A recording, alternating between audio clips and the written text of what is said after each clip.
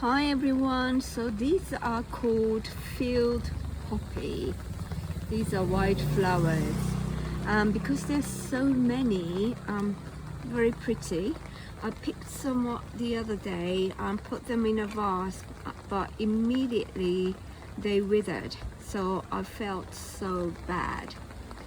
Apparently these flowers are poisonous, and some websites advertise to use gloves if they want to get rid of them. So I checked these flowers in Europe. They look a bit different. Please correct me if I'm wrong. Please enlighten me. Maybe they got lost in translation, but these are called field poppies, and these flowers are everywhere in Japan.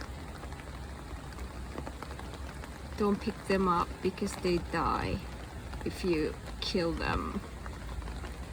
Right? Yes. Thank you for watching.